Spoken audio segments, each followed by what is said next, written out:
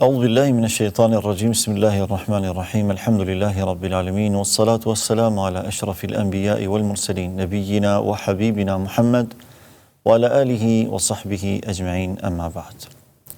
Lavdi, falënderimi dhe adhurimi I takojnë Allahut, krijuesit absolut të gjithësisë. Vetëm atij mbështetemi dhe vetëm prej tij kërkojmë faljen e mëkateve tona, mbulimin e tmetave tona, si dhe pranimin e veprave tona. Dërkaq salavatet, selamet dhe përshëndetjet më të përzemërta dhe më të sinqerta, çdo herë dhe pa ndërprerje, ja adresojmë Muhammed Mustafa alayhi salatu wassalam, familjes së tij, shokëve të tij dhe gjithë pasuesve të traditës së tij deri në ditën kur nuk do të ekzistojë më kjo gjësi. Besimtarë të nderuar, vazhdojmë me trajtimin e shqetësimeve më kryesore dhe më përmbajtësore, me të cilat ballafaqohemi të gjithë ne, në veçanti rinia, duke qenë se faza rinore është faza e formimit dhe e ndërtimit të njeriut, normalisht që ballafaqimi me këto shqetësime është më I theksuar. 2 javët e kaluara kemi folur për 2 prej shqetësimeve të rëndësishme, atë se si të jem serioz, pra si ta kuptoj qëllimin e jetës seriozisht, si të krijoj, të formoj një karakter serioz, si të marr përgjegjësitë jetësore seriozisht, edhe si ti përmbush ato. Në anën tjetër kemi folur gjithashtu edhe për çështjen plotësuese, nga se njeriu nuk mund të jetojë vetëm serioz gjatë gjithë jetës, por ka nevojë edhe për argëtim, ka nevojë edhe për dëfrim dhe për humor. Andaj kemi thënë se pjesë përbërëse e jetës së njeriu është edhe ana dëfryese dhe argëtuese, por me kusht që ajo të bëhet sipas parimeve të Zotit dhe mësimeve të dërguarit të Zotit alayhis salam. Ndërkaq këtë javë, për këtë emision do të trajtojmë shqetësimin që ka të bëjë me atë se si të gjej një punë të përshtatshme. Duke qenë se rinia është periudhë e fuqisë e vitalitetit, atëherë ajo nuk mund të qëndrojë pa punë. Kështu që çështja më parasore që duhet ditur rreth këtij shqetësimi është njohja e vlerës së punës, njohja e rëndësisë së punës. Ne e dim mirë se Allahu I Madhërisëm njeriu e ka krijuar në formën më të mirë, më të bukur. Atij I ka dhënë edhe aftësinë edhe mundësinë për të mësuar dhe për të kuptuar, dhe në anën tjetër e ka ngarkuar me përgjegjësi. Dhe këto përgjegjësi kryesisht ndahen në përgjegjësi karshi Zotit, karshi krijuesit, pastaj përgjegjësi ndaj vetvetes, ndaj familjes dhe ndaj shoqërisë në përgjithësi. Kështu që pejgamberi Allahut për të na treguar se sa e rëndësishme është çështja e të kuptuarit se ne kemi përgjegjësi të shumta në jetë, ka thënë kësaj alayhi salatu wassalam: kullukum ra'in wa kullukum mas'ulun an ra'iyatihi. Gjithë secili prej jush është kujdestar dhe gjithë secili prej jush është përgjegjës për ata që I ka nën mbikëqyrje dhe nën kujdesje. Pastaj e zbërthen këtë çështje duke thënë imami apo sundimtari, udhëheci, është kujdestar dhe përgjegjës për ata që I ka në varësitë e tij. Pastaj thot burri është përgjegjës I familjes, gruaja është përgjegjëse e burrit dhe e familjes. Gjithashtu edhe robi është përgjegjës për ato që I ka në pronësi apo që I ka në përgjegjësi prej pasurisë dhe çdo gjë që ka pronari I tij. Pra me këtë hadith pejgamberi Allahu dëshiron të na tregojë se ne jemi të ngarkuar me përgjegjësi në jetë. Një herë kjo lë të nënkuptoj se ne duhet punojmë për të përmbushur këto përgjegjësi. Sepse kjo zatën ka qenë edhe motoja e të gjithë pejgamberëve të Allahut Madhërisëm. Pas adhurimit ndaj Zotit, detyra më sublime për njeriu është që të formojë mirëqenie për vetveten e tij, për familjen e tij dhe për gjithë ata që I ka nën kujdesin e tij. Puna është detyrë fetare dhe kjo duhet të na shqetësojë të gjithëve. Pra, të kuptuarit e rëndësisë së punës dhe të vlerës së saj është jetike. Madje është parësore. Pra puna jo vetëm që është mjet për të siguruar dhe ndërtuar një jetesë dinjitoze për veten dhe familjen, për të ruajtur fenë, nderin dhe dinjitetin e tyre, por në të njëjtën kohë është edhe detyrë fetare dhe njëra nga mënyrat më të mira për të fituar kënaqësinë e Allahut Madhërisht. Të gjithë pejgamberët e Allahut, pa përjashtim, përpos që e kanë përmbushur përgjegjësinë e tyre morale dhe shpirtërore tek popujt e tyre, ata gjithashtu edhe e kanë përmbushur dhe përgjegjësinë e punës. Prandaj nuk njihet ndonjë pejgamber i Allahut që nuk ka qenë aktiv në shoqërinë e tij, pra që nuk ka punuar. Për këtë arsye, pothuajse gjithë pejgamberët janë shquar me ndonjë zeje apo me ndonjë punë të caktuar. Për shembull, Ademi alayhis salam përmendet këtë qenë bujk, ndërkaq Idrisa alayhis salam ka qenë rrobaqepës. Nuh alayhis salam ka qenë marangos.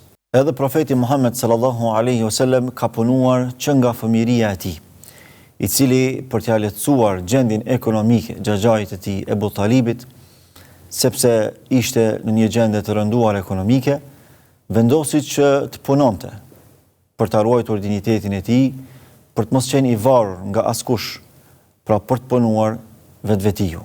Andaj punoi si bari, i ruajti delet e familjeve aristokrate mekase dhe kësaj fitoi me aq sa kishte mundësi. Edhe si adoleshent punoi për Khatijën radhiyallahu anha, për nënën e besimtarëve, e cila më vonë do të bëj edhe gruaja e tij. Pra, e gjithë jeta e tij, jetëshkrimi i tij tregon se pejgamberi i Allahut sallallahu alaihi wasallam ka punuar, nuk ka qëndruar pasiv. Çdo herë ka qenë aktiv në shoqëri. Dhe po ashtu ka thënë sallallahu alaihi wasallam në hadithin që e transmeton Miqdadi radhiyallahu anhu warda, thot ma akala ahadun ta'aman qattu khayran min an ya'kula min amali yadihi. Wa inna nabiyya Allah Dawud alayhi salam kana ya'kulu min amali yadihi. Thot nuk ka ngrënë dikush ushqim më të mirë se sa ushqimi që e ka fituar me dorën e tij. Ndërkaq pejgamberi Dawud alayhi salam ka ngrënë çdo herë nga puna e dorës së tij. Përmes këtij hadithi, pejgamberi Allahut sallallahu alaihi wasallam na tregon se nuk ka çështje më sublime pas ritualeve që ne i kryejm për të adhuruar Allahun e Madhërisëm, se sa të fitosh nga puna jote, se sa të ushqehesh nga mundi yt, se sa të ushqesh familjarët e tu nga djersa jote. Prandaj thot nuk ka ngrënë dikush ushqim më të mirë se sa ushqimi që e ka fituar nga puna e tij. Dhe e shëmbëllen këtë gjë me shembullin më të mirë nga shëmbëltyra e gjithë pejgamberëve në raport me punën fizike, e që është Davudi alayhis salam. Prandaj thot, e Davudi alayhis salam çdo herë është ushqyer me punën e vet, pra me angazhimin që ai e ka bërë personalisht. Pse Davudi alayhis salam? Sepse Davudi alayhis salam ka qenë në kulminacionin e fuqisë. Ka qenë edhe pejgamber, edhe mbret. Pra ai lirshëm ka mundur që të jetojë në komoditet maksimal, në rahati të madhe, por ka përzgjedhur që të punojë vet, ndonse ka qenë i pasur dhe i fuqishëm. Gjatë gjithë jetës së tij ka punuar, ka qenë farkëtar. Ka qenë i pasur, por ka dashur që të mos jetë i varur. Ky është modeli më i mirë që ne e kemi edhe në Kur'an, edhe nga ajo që konfirmon Muhamedi alayhi salatu wasalam. Pra, sado që të kemi në jetë, sado të pasur që të jemi dhe të fuqishëm që të bëhemi, ne nuk duhet të pasivizohemi, duhet të jemi aktiv, duhet të mundohemi që të punojmë me duart tona, që të ushqehemi nga mundi ynë, sepse kjo është më e mira e mundshme. Prandaj të gjithë pejgamberët e Allahut e kanë përzgjedhur një gjë të tillë, kur nuk kanë dashur që të bëhen të varur nga të tjerët. Çdo herë janë munduar që të punojnë vetë. Dhe kjo tregon për rëndësinë e lartë që feja islame i kushton çështjes së punës dhe të fitimit material përmes angazhimit personal. Pastaj njerëzit e pasur mund të provohen edhe me sprova të rënda që nuk i garantojnë pasuritë përhershme. Historia njerëzore njeh shumë njerëz të cilët përgjatë një kohe të gjatë jetësore kanë qenë të pasur dhe të fuqishëm, por kur kanë ndodhur një sprovë, ndonjë tërmet apo ndonjë fatkeqësi, kanë humbur të gjitha. Dhe ajo që u ka mbetur ka qenë vetëm aftësia e tyre për të punuar. Prandaj gjithë ata që kanë përvetësuar ndonjë zeje, ndonjë punë të caktuar, ata nuk kanë falimentuar, kanë filluar nga fillimi. sepse puna është ajo që më së miri dhe më së shumti i garanton njeriu të mirëqenie. Dhe ka të tjerat një ditë mund të marrin fund. Nga se asgjë nuk ka garancë të përhershme në jetën e kësaj bote. Ajo që mbetet me ty është përherë puna jote dhe aftësia jote për të punuar, paraqsa ti je gjallë dhe frymon. Pra Islami e nxit çdo musliman që të jetë aktiv në shoqëri, e nxit që të prodhojë, të fitojë dhe të mos kërkojë nga njerëzit tjerë. Ka se muslimani duhet të ruaj dinitetin e tij, të ruaj krenarinë e tij dhe të mos e dëmtojë atë duke lypur. Prandaj kur një njeri erdhi tek pejgamberi Allahut sallallahu alaihi wasallam dhe kërkoi lëmosh, dhe këtë hadith po e transmeton sahabiu i nderuar Enes ibn Malik. Pejgamberi Allahut i tha: "A nuk ke asgjë në shtëpi?" Tha: "Po ja Rasulullah, e kam një shtroj të cilën e përdor për ta shtruar dhe për të mbuluar. Dhe kam një enë për të pirë." Tha: "Shko edhe merri ato dhe eja tek unë." Shkoi, i mori dhe i solli tek pejgamberi Allahut sallallahu alaihi wasallam. I dërguari Allahut i mori të dyja dhe i qiti në shitje. I shiti të dyja për 2 dirhem. Me 1 dirhem i tha këtij njeriu: "Shko edhe bli ushqim për familjen tënde." Me dirhemin tjetër shko edhe bli një sapat. Pastaj eja tek unë. Ashtu edhe bëri. Kur erdhi tek pejgamberi Allahut sallallahu alaihi wasallam me sapatën e bler, atëherë i tha: "Tani merr sapatën, shko edhe bëj dru, shiti ato dhe mos të shoh këtu për 15 ditë. Pra puno për 15 ditë pa rreshtur. Pastaj eja tek unë." Shkoi ky njeri, bëri dru, i shiti ato dhe i fitoi 10 dirhem. Me to bleu ushqim të mjaftueshëm për familjen, veshmbathje dhe i mbeti gjithashtu edhe prej tyre diçka që ai mund të përmbushte nevojat e tij pastaj. Pastaj kur erdhi te pejgamberi Allahut sallallahu alaihi wasallam, ai i tha: "Kjo për ty është më e mirë se sa lypja." Pra puna për ty është më e mirë se sa lypja, e cila në ditën e gjykimit të bëhet njollë e zezë në fytyrën tënde.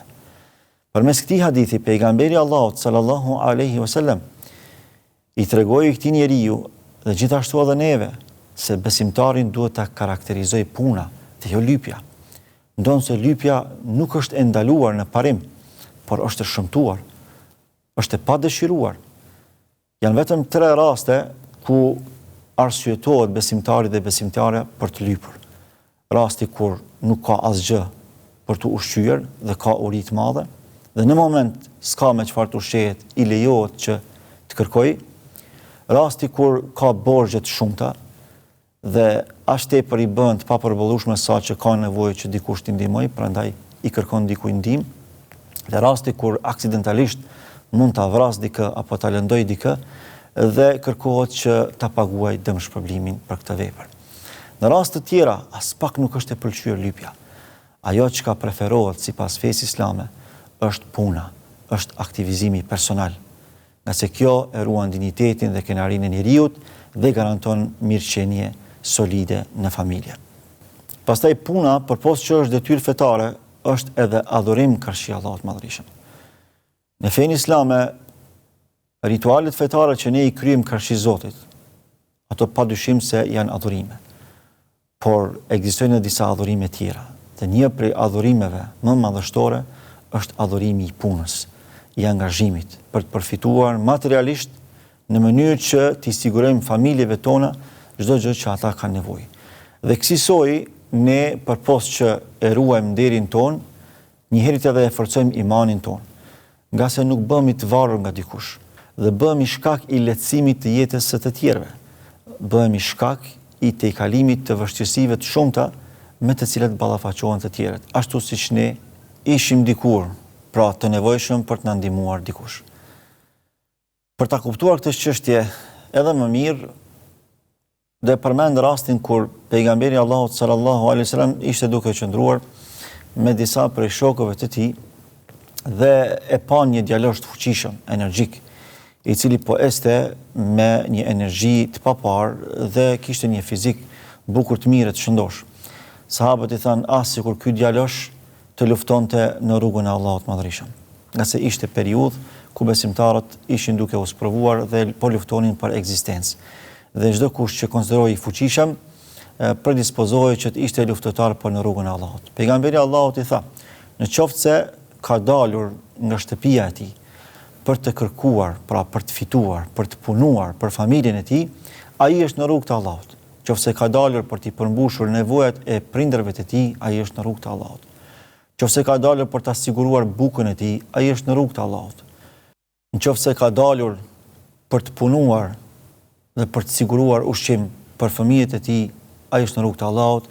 Nëse ka dalur për të krekosur, për të mburrur, për të tërhequr vëmendjen e të tjerëve, atëherë ai është në rrugë të djallit. Pra, këtu pejgamberi Allahut e ka barazuar punën me xhihadin, me luftën për në rrugën e Allahut Madhërisht. Ne gjithë e dimë se çfarë vlerë ka lufta në rrugën e Allahut të Fuqishëm. Pra puna nuk është e pavlefshme. Puna ka aq vlerë të madhe saqë ai i cili për hir të Allahut del për të kërkuar pasuri, del për të punuar në mënyrë që t'i përmbush nevojat familjare, ndaj prindërve të tij, ndaj familjarëve të tij dhe ndaj njerëzve në përgjithësi, ai shpërblehet sikur se shpërblehet një luftëtar në rrugën e Allahut. Dhe rrjedhimisht në qoftë se vdes me këtë nijet, duke u aktivizuar dhe duke punuar për t'i përmbushur këto përgjegjësi, atëherë ai shpresohet që të vdes si dëshmor. Sepse vlera e punës është jashtëzakonisht e madhe dhe ajo çmohet, njerit edhe shpërbehet shumë në Islam.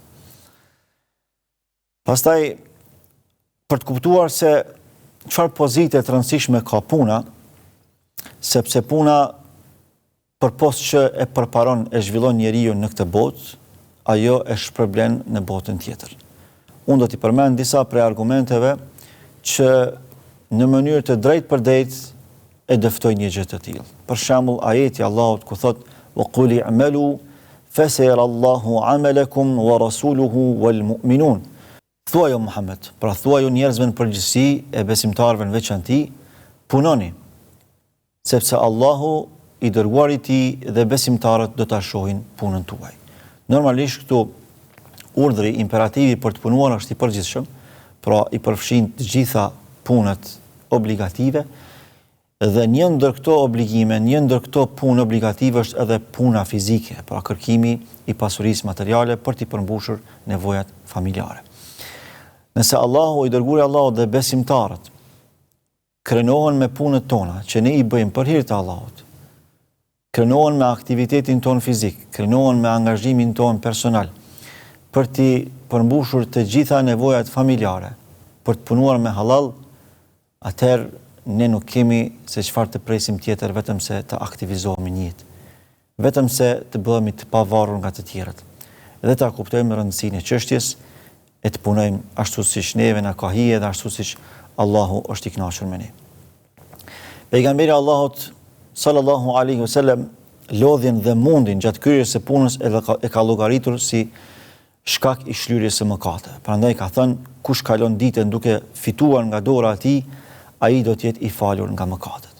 Pra kur një person, kur një besimtar dhe një besimtare punojnë për hir të Allahut dhe këtë e bëjnë vetëm për të arritur kënaqësinë e Allahut, për t'i përmbushur obligimet e tyre karshi familjarëve të tyre, por edhe karshi vetes, për aq sa ata punojnë, për aq sa ata angazhohen, normalisht duke qenë të sinqert në këtë angazhim, edhe u shlyhen mëkatet atyre. E kush prej nesh nuk është i nevojshëm për shlyerje të mëkateve.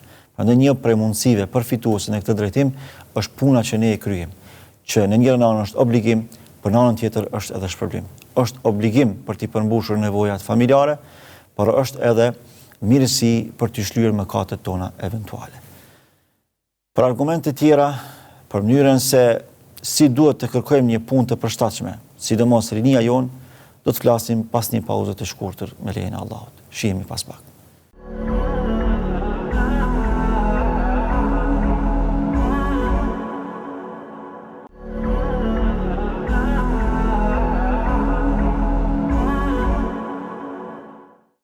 Të dashur teleshikues, rikthehemi sërish për të trajtuar një prej shqetësimeve më praktike, atë të kërkimit të një pune të përshtatshme. Dhe ne përmendëm se sa e rëndësishme dhe sa me vlerë është puna në Islam. U munduam që përmes shembullit më të mirë pejgamberik, siç është Davudi alayhis salam, të cilën e konfirmoi edhe vetë pejgamberi alayhis salam, të tregojmë se sa e rëndësishme është që të punohet, të tregojmë se sa e rëndësishme është që të jemi të pavarur në kërkimin e pasurisë, dhe të tregojmë se sa e shpërblyeshme është si vepër kur robi punon për hir të Allahut, pra është sikur se luftari në rrugë të Allahut. Përmendëm gjithashtu edhe ajetin kuranor ku Allahu i Madhërisht tregon se puna jon shihet nga Allahu, pra vlerësohet nga Allahu, vlerësohet nga Resulullahu dhe vlerësohet nga besimtarët e Zotit. Pastaj për argumenteve tjera është edhe ajeti kuranor ku thotë Allahu i Madhërisht fe idha qudiyatis salatu fantashiru fil ard wabtaghu min fadlillah wadhkurullaha kathiran la'allakum tuflihun. Kur të përfundoj namazi, atëherë shpërndahuni nëpër tokë dhe kërkoni nga mirësitë e tij. Allahu po thotë se energjinë, imunitetin që ju e përfitoni gjatë kryerjes së namazeve në xhami, konkretisht në namazin e xumas, në ditën e xumas, menjëherë pas përfundimit të këtij rituali madhështor, dilni dhe kërkoni për mirësive të Allahut Madhërisht. Dilni dhe angazhohuni, dilni dhe punoni. Kjo është thirrje për të punuar, për të gjallëruar, për të aktivizuar. Është thirrje për ta fisnikruar veten tonë. Nëse Allahu nuk thret në diçka që është në dëm të njerëzit. Nuk thret në diçka që nuk është e dobishme. Ajo që Zoti thret për të është më e mira e mundshme. Prandaj puna është prej gjërave më fisnike. Dhe kësaj ne i arrim begatitë dhe mirësitë e Allahut, të cilat i ka krijuar për ne. Por për të arritur tek këto duhet që të vetë angazhohemi. Për të siguruar mirësitë e jetës së kësaj bote, duhet që të kemi aktivitet personal. Duhet që të mundohemi vetvetiju në mënyrë që të arrijmë ato ashtu siç Allahu kërkon. Pastaj Allahu thot në Kur'an: "Huwa alladhi ja'ala lakumul arda dhalulan famshu fi manakibiha wa kulu min rizqi wa ilayhi an-nushur." Allahu është ai i cili tokën e bëri të përshtatshme për ju. Pra, e bëri të përshtatshme për ta punuar. E bëri të përshtatshme për të zhvilluar përmes saj.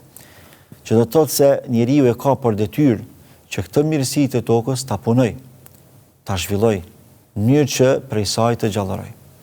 Gjithë ata që janë angazhuar duke e punuar tokën, duke përfituar prej saj, normalisht kanë arritur mirësi dhe furnizime nga më të ndryshmet. Ata që janë marrë me bujqësi dhe me blegtori, ata kanë qenë njerëzit më të pasur në kohrat e tyre. Tani puna është e shumëllojshme, është shumë dimensionale, por çfarë do dimensioni që të përzgjedhin për të punuar, ne vetëm se ja kemi siguruar vetvetes një mirëqenie solide në jetën tonë.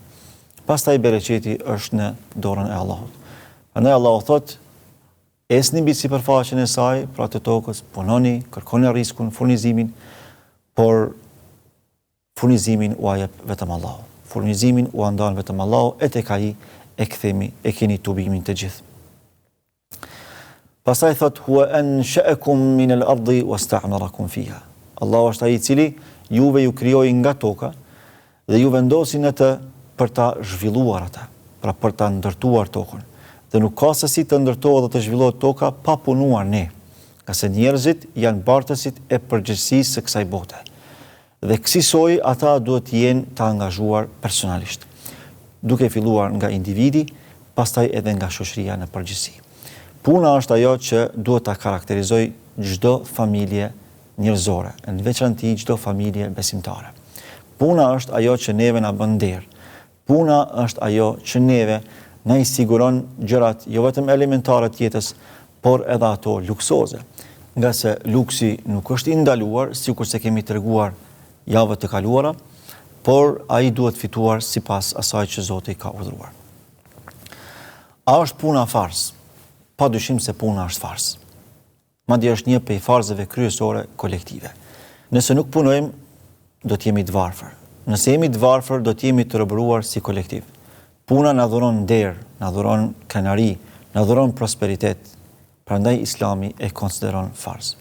Nëse nuk punojmë, nuk do të kemi institucione, nuk do të kemi shkolla, fakultete, akademi, nuk do të kemi spitale e industri. Pra do të jemi të plogësht, do të jemi pasiv, do të jemi të mangët. E nëse nuk i kemi këto, padyshim se do të bartim përgjegjësi para Allahut të Madhërisht. Mirë po, krahas punës, gjithashtu duhet të përmbushen edhe përgjegjësitë tona përmes ritualeve të përcaktuara nga ana e Zotit, ka shiti nga se Allahu është më i rëndësishmi për gjithë ne. Çdo punë që na largon nga kryera e farzave karshi Zotit, ajo punë është nga djalli. Mirë po, çdo punë e cila është në përputhje të plot me ritualet tona, dhe jo vetëm që nuk bëhet pengesë, por realisht edhe e plotson atë anën tonë ekonomike që është gjithashtu prej çështjeve bazike të adhurimit të Allahut Madhërisëm, atëherë kjo padyshim se ka vlerën e vet. Fatkeqësisht gjendja e punësimit në vetin ton nuk është e kënaqshme. Sipas statistikave tregohet se diku 59.3% e popullatës son janë të papunë, pra nuk punojnë, janë pasiv, dhe kjo shifër është alarmante. Diku 75.8% e femrave në këtë shoqëri janë të papuna, ndërkaq 42.2% e meshkujve janë të papunë. Femrat arsyetohen deri diku, për shkak se nuk është përgjegjësia e tyre që të punojnë, nuk është përgjegjësia e tyre që të sigurojnë nevojat materiale dhe familjare, nga se kjo përgjegjësi u përket meshkujve. Por si mund të arsyetohen meshkujt? Si mund të arsyetohet pasiviteti i meshkujve deri në këtë nivel? Duke qenë se ne jemi një vend që gëzojmë mirësi të shumta. Është e vërtetë që gjithë nuk mund të punojmë në përzyre, nuk mund të punojmë punë që janë me kravata, e janë me përfitime që ne i ndrojmë, por e kemi tokën. Kemi bujqësi dhe blegtori që mund të zhvillojmë, madje mund të bëhemi më të mirët në rajon, për të mos thënë edhe më tepër. Çfarë na mungon që ne të punojmë tokat tona? Çfarë na mungon që ne të merremi me punë që janë marrë dhe pejgamberët e Allahut, por edhe me punë të tjera, të niveleve të tjera.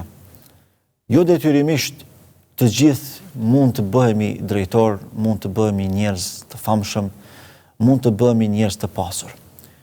Jo të gjithë mund të jemi pe kategorisë më të pasur të shoqërisë, por mund të jemi shoqëri apo kategori e mesme e shoqërisë. Por pse jo edhe e ulët me të hyra të vogla minimale? Më mirë të kemi të hyra minimale se sa të mos kemi fare. Më mirë të punojmë pak se sa të presim nga të tjerët. Shoqëria jonë është prej shoqërive që karakterizohet me shumicë rinore. Pra, shoqëria jonë më së shumti ka rini se sa ka pleqëri edhe fëmijëri. Që do të thotë se ne jemi një popull i fuqishëm. Ne jemi një popull me resurse jashtëzakonisht të mëdha njerëzore. Ne jemi një popull që çfarëdo që të punojmë mund të përfitojmë prej saj. Thjesht duhet ta kuptojmë një gjë të tillë, duhet ta angazhohemi. Çfarë kanë të tjerët që janë duke punuar më shumë se sa ne dhe po zhvillohen më tepër se sa ne? Asgjë nuk kanë. Thjesht ata e kanë kuptuar seriozitetin e çështjes, ata nuk dëshirojnë që të jetojnë të varur nga të tjerët, ata duan që të jenë të pavarur dhe ta ruajnë dinjitetin e tyre, kënaqërinë e tyre. Prandaj edhe punojnë. Andaj edhe ne, si shoqëri e mrekullueshme që jemi, me mirësi të shumta, me begati të panumërta, duhet që të angazhohemi kolektivisht për të punuar. Çdo kush nga ajo që ka mundësi, nga ajo që është i aftë për të e kështu me radhë. Si të gjej një punë të përshtatshme? Tani do të vazhdojmë me trajtimin praktik, fillimisht duke kuptuar kriteret bazike të kërkimit të një pune, nga se jo çdo punë lejohet që të punohet sipas fesë sonë të bukur, nga se feja islame është e ndërtuar mbi parime të shëndosha, mbi parime të pastërta, që garantojnë mirëqenie si në këtë botë, po ashtu në botën tjetër. Prandaj edhe nuk lejon që të punohet çdo punë, nga se jo çdo punë i përmbush kriteret e kërkuara. Pasi që e kuptuam se puna që ka detyrë fetare, por edhe adhurim karshi Allahut Madhërisëm, atëherë këtë adhurim duhet ta ndërtojmë mbi kritere të shëndosha. Fillimisht duhet ta dimë se puna që lejohet të punohet duhet të jetë halal. Pra, jo çdo punë është halal. Janë disa punë që janë haram. Sado profitabile që të jenë, ato janë të ndaluara për ne. Prandaj nuk duhet të joshemi pas tyre. Ajo që duhet na josh është fillimisht begatia e punës sonë. Dhe ajo që garanton begatinë e punët tona dhe në jetët tona është puna e lejuar, puna halal. Kështu që çdo i ri dhe çdo e re, por dhe çdo besimtar në përgjithësi, para se të kërkoj punë duhet të interesohet se ajo punë a është e lejuar apo nuk është e lejuar. Në qoftë se janë të vetëdijshëm dhe kanë mjaftueshëm njohuri për t'i dalluar punët e lejuara nga punët e ndaluara, atëherë i përmbahen sipas asaj që ata përzgjedhin. Në qoftë se nuk kanë njohuri të mjaftueshme dhe nuk janë të vetëdijshëm, atëherë i referohen hoxhallarëve të tyre në mënyrë që t'i kenë të qarta këto çështje, nga se kriter bazik dhe kushtëzues i punësimit në Islam është që puna të jetë halal e lejuar. Pastaj prej kritereve plotësuese është edhe ajo se duhet puna të jetë e përshtatshme me aftësinë dhe mundësinë që ju e keni. Pra, çdo kush e din aftësinë dhe mundësinë e vet se çfarë mund të punoj. Andaj është e udhës që punën t'ia përshtat aftësisë dhe mundësisë së tij, sepse kësaj përpos që do ta ndjej punën, përpos që do të kënaqet duke e punuar atë, edhe do të përshtatet me atë punë më së miri dhe njëherë puna do i bëhet më afatgjate. Nëse në rastet kur nuk ka përshtatshmëri mes aftësisë dhe mundësisë sonë dhe mes punës që ne e punojmë, atëherë ato rezultojnë të jenë të përkohshme, torturuese dhe nuk do të ndjejmë kënaqësinë e to. Pastaj për kritereve tjera është që të jetë mjaftueshëm profitabile, nga se nuk është në synimin tonë që të punojmë e të mos fitojmë. Ajo mund të bëhet si hobi, kur i kemi të garantuara pra gjërat elementare të jetës, apo edhe mund të themi se jemi të pasur. Por kur bëhet fjalë për përmbushjen e përgjegjësive elementare të jetës, atëherë duhet kërkohet një punë e cila është edhe profitabile. Normalisht profitabiliteti duhet shikohet fillimisht që të jetë halal, pastaj ajo është sipas mundësisë dhe sipas marrëveshjes që bëhet me punëdhënësin. Pra kur i kemi parasysh këto tre kritere bazike, e para kushtuese dhe këto dy të tjera plotësuese, padyshim se do të gjejmë një punë të përshtatshme, të kënaqshme dhe profitabile. Disa këshilla që dua t'i paraqes tek gjithë teleshikuesit tanë, në veçanti tek rinia jonë, para se të kërkojnë punë dhe kurdo që gjejnë punë, si ta ruajnë atë punë, janë këto. Fillimisht, mundohu ta shfryzosh çdo pushim sezonal. Jo vetëm veror, por edhe javor.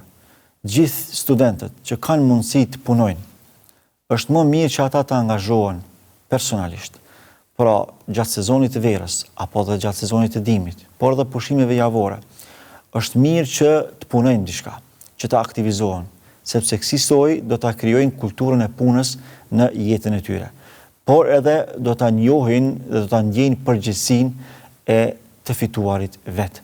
Do të jenë shumë më të përgjegjshëm për jetën e tyre, do të bëhen të pavarur nga të tjerat. Pastaj edhe do ta ndjejnë këtë para, këtë profit që ata e fitojnë me kënaqësinë më të madhe, nga se ajo që fitohet vetvetiu dhe shpenzohet vetvetiu është çdo herë më e kënaqshme se sa ajo që fitohet dhe shpenzohet nga të tjerat, apo që përfitohet nga të tjerat. Pastaj zhvilloje veten me njohuri kompjuterike, gjuhësore, zejtare e të tjera. Pra, krahas shkollimit, mos thuaj kjo më mjafton. Jetës nuk i dihet. Zakonisht planet në jetë nuk dalin sipas parashikimeve tona. Ndodh që të jetë krejtësisht ndryshe. Dhe ajo çfarë neve na mbetet është aftësia, zotësia, përvetësimi i njohurive të shumta, sikur si janë tani kohëve moderne, pra aftësia kompjuterike, mësimi i gjuhëve të shumta, pastaj edhe njohja e ndonjë zeje të caktuar. Kjo është shumë e rëndësishme në jetë. Në rastet ku planet tona jetësore mund të dështojnë, atëherë ajo që neve na bën gjallë, na bën aktiv dhe na siguron një mirëqenie, qoftë edhe minimale jetësore, është pikërisht kjo aftësi që ti e ke, qoftë nga njohja kompjuterike, qoftë nga ndonjë gjuhë huaj që ti e di, apo edhe nga ndonjë zeje që ti e ke përvetësuar. Më parë ka qenë praktik e familjarëve të mëhershëm, të mëparshëm, që spaku dikë nga familja e tyre t'i çojnë tek zejtarët të mësojnë një zeje, një zanat. Si thonin ata, zanati qirak nuk të bën, por pa idare nuk të lën. Dhe kjo është mëse e vërtetë. Një zanat që ti e përvetëson herë do kur do të përfitosh prej tij. Pra do të bësh i pavarur nga të tjerët. Ngritu gradualisht, por me hapa të sigurt, dhe mundohu që të specializohesh në diçka specifike. Çdo ngritje vije gradualisht, çdo sukses vije gradualisht. nuk duhet t'i ngutim hapat e profesionalizmit. Si në shkollë, po ashtu edhe në punë. Dhe mundohu që të specializohesh në diçka specifike, sepse të gjithë pastaj do të kërkojnë ty. Për shembull, rregullues të telefonave ka shumë. Mirë po, rregullues të kamerave të telefonave nuk janë shumë. Në qoftë se bësh ekspert i rregullimit të kamerës së telefonit, ti bësh specialist për atë punë. Dhe të gjithë të tjerë do të kërkojnë ty, madje edhe vetë rregulluesit të telefonave. Ky është një shembull i thjeshtë. Por shembullë kësaj edhe me lëmi tjera, edhe me zanate tjera, me punë tjera. Mundohu që ta specializosh një çështje për të cilën do të bëhesh i nevojshëm tek të gjithë. Ji bindës në kërkim të punës.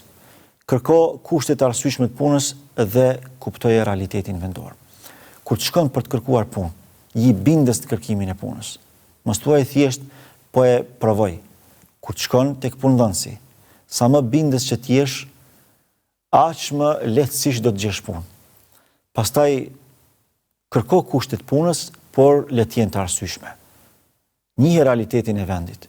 Nuk mund të kërkojmë kushtet punës, pra kushte zvicerane në Kosovë. Sikurse nuk mund të kërkohen kushte kosovare në Zvicër, nga se realitetet janë të ndryshme. Dhe ne duhet jemi realist. Gjithë kemi dëshirë që të punojmë punë profitabile me paga të majme, por realiteti është ky që është. Por në anën tjetër as mos lejo që të nëpërkëmbesh, që të shkelet haku e drejta jote. Kërkoj kushtet e tua në bazë të aftësive dhe mundësive që ti ke dhe në bazë të asaj që ti mendon se mund t'i ofrosh një kompanie apo një punëdhënësi. Jini të sinqert në kërkimin e punës dhe përmbajuni rregullave të Zotit, sepse puna është adhurim, është ibadet. Kur të shkon për të kërkuar punë, ji i sinqert në kërkimin e saj. Përmbaju rregullave të Allahut, sepse puna është adhurim. Përmes punës mund ta fitosh kënaqësinë e Allahut, por dhe përmes punës mund ta fitosh edhe hidhrimin e Allahut. Prandaj respektimi i rregullave të Zotit bën që puna jonë të jetë e begatshme. Bën që puna jonë të na sigurojë mirëqenie si në këtë botë, po ashtu në botën tjetër. E jo rallëherë ndodh që edhe puna të bëhet shkak i lumturisë sonë në këtë botë dhe në botën tjetër. Ji bamirës dhe kualitativ do t'i imponohesh edhe armikut. Këto janë dy prej parimeve në jetë, me të cilat mund t'i imponohesh edhe atij që të urren nesër. Kur ti je bamirës, përmes bamirësisë sate, ti çdo zemër e përfiton. Edhe zemra e atij që një ditë ka urrëtur. Edhe zemra e atij që një ditë të ka penguar, që ti të mos kesh sukses. E ajo që nuk zgjidhet me bamirësi, zgjidhet me kualitet. Kur ti je kualitativ në punë, beso që gjithë do të kërkojnë ty. Gjermania, para disa vitesh, ka kërkuar 30.000 programer nga India. Ndërkaq Indinë e konsideron si vend i botës së tretë, si vend i pazhvilluar. Pse ka ndodhur kjo? Për shkak se indianët njëherë për njëherë janë më të mirët në programim botë. Pra u janë imponuar të gjithëve me kualitet në këtë drejtim. Kështu ndodh edhe me ne. Qofse ne bëhemi kualitativ në punët tona, të gjithë do të na kërkojnë. Madje do t'i imponohemi edhe atyre që nuk na dojnë. Jini të durueshëm, konsistent, sepse s'ka sukses shpejt, e as të qëndrueshëm pa durim dhe pa shpresë për shpërblim. Pra, rrugtimi ynë i kërkimit të punës, i punësimit, kërkon qëndrueshmëri, kërkon durim, kërkon konsistencë. Nga se asnjë sukses nuk arrihet pa vështirësi. Asnjë sukses, asnjë pasurim nuk ndodh pa angazhim, pa mund dhe pa vështirësi. Syno cilësinë, pastaj numrin dhe sasinë. Le të jetë prioriteti yt kryesor, arritja e cilësisë, jo e numrit dhe sasisë. Qofse arrihet cilësia, numri dhe sasia do të vijë vetvetiu. Prandaj kushdo që je përparësi cilësisë në punë, cilësisë në përfitim, atëherë do të ketë edhe shtim në numër dhe në sasi. Nga se një gjë e tillë është e garantuar. Ji i pastër, pedant, i sjellshëm dhe i artikuluar. Kur të shkosh për të kërkuar punë, por edhe kur të shkosh për të punuar, mundohu që të jesh sa më pedant. Pedantëria është prej traditës pejgamberike të Muhammed Mustafas alayhi salatu wasalam. Nuk ka njeri që nuk e vlerëson pedantërinë. Nuk ka njeri që nuk e vlerëson pastërtinë. Nuk ka njeri që nuk e vlerëson mirësjelljen, por edhe oratorin. Andaj, kur shkosh për të kërkuar punë, përpos që duhet t'jesh bindës dhe bindëse, vëlla dhe motër, duhet t'jeni edhe pedant, të visheni mirë. Kodi i veshjes është shumë i rëndësishëm, si në kërkimin e punës, po ashtu edhe në zhvillimin e punës. T'jeni sa më të mirësjellshëm. T'jeni sa më të drejt për drejt, por të edukuar. Dhe t'jeni sa më të artikuluar. Fjalët çojnë shumë peshë, si në përzgjedhjen e punës, po ashtu edhe në zhvillimin e saj. Mos refuzo asnjë punë fillim, që i përmbush kushtet bazike, ndërsa ti je i papërvojë. Kur shkon për kërkuar punë, mos thuaj unë nuk e dua këtë punë. Çfarëdo punë që është halal, që ty të ofrohet dhe ti nuk ke asnjë background, nuk ke asnjë aftësi apo ndonjë mundësi të zhvilluar profesionale, pranoj atë, mos e refuzo. Prej aty mund të filloj suksesi yt. Sa për njerëzve të suksesshëm në jetë dhe në botë që njihen sot botërisht, kanë filluar me punë të papërfillshme për sy tanë, por kanë qenë sinqert, ja kanë ditur vlerën, kanë punuar sinqerisht dhe sot njihen për njerëzve më të pasur dhe më të fuqishëm në botë. Andaj kur nuk duhet neglizhuar dhe nënvlerësuar qoftë edhe një punë që mund të jetë shumë e parëndësishme tek dikush, apo mund të na duket edhe jo shumë profitabile. Kur mund të kërkojmë kushte, kur mund të kërkojmë pra gjendje më të lartë ekonomike, atëherë kur ne posedojmë aftësi, posedojmë kualifikim. Po, kësaj mund të kërkojmë kushte. Përderisa nuk kemi kualifikim profesional në një drejtim të caktuar, atëherë e pranojmë çdo lloj pune, me rëndësi është që të mos rrim pa punuar. Vlerësoje dhe respektoje punëdhënësin tënd, shefin tënd punë. Mos i përziji rolet në punë me askë, ji model, do bëhesh lider. Kur shkon për të punuar dhe kur fillon e punon, mos u mundo me njëherë mu bë shef, mos u mundo me njëherë me dal mbi atë që të ka dhënë punë. Respektoje punëdhënësin tënd. Edhe nëse dikush prej tyre mund të jetë më i ashpër në qasje. Unë nuk them që ta toleroni në përkëmbjen tuaj. Diniteti juaj është parësor, por në rastet ku nuk të cënohet diniteti, por punëdhënësi mund të jetë pak më i tërhequr nga ti, respektoj atë. Por në rastet ku punëdhënësi mund të jetë shumë i afërt me ty, mos e keq përdor këtë mirësi, mos e keq përdor këtë butësi, respektoj atë, nderoj atë, nga se pas Allahut Madhërisëm, ai është shkaku që ti gëzon për mirësive të jetës së kësaj bote. Që ti ke një të hyrë materiale mujore, përmes së cilës i siguron gjërat elementare si për vetveten, po ashtu edhe për familjen tënde. Andaj mos i përziji rolet në punë. Çdo kush duhet ta bëj punën e vet. Në qoftë se tregohesh model, do bëhesh lider. Çdo kush që është treguar model i mirë në punë, ka arritur që të nesërmen të bëhet lider i mirë. Andaj lutim Allahun e Madhërisëm që shoqërisë sonë, në veçantë rinisë sonë, t'i jep mundësi punësimi që të punojnë halal, që t'i begatoj ata në çdo lëvizje të tyre, që bashkarisht na bëj për shoqërive më të fuqishme, që punojnë, që gjallërojnë, që zhvillojnë vendin, dhe të cilët bëhen model i rajonit dhe jo vetëm. Lutim Allahun e plotfuqishëm që të na i falë gjunat tona, ato që i dimë dhe ato që nuk i dimë, ato që eventualisht i veprojmë në fshehësi apo në publik, edhe që ai të jetë i kënaqur me ne në fjalë dhe në vepra, e të na mundsoj që të ringjallemi faqe e bardhë dhe krenar, të bashkuar me pejgamberët, me dëshmorët, me njerëz të mirë dhe sinqert. Walhamdulillahi Rabbil Alamin. Shihemi javën e ardhshme për të trajtuar një prej shqetësimeve të radhës. Zoti ju ruaj.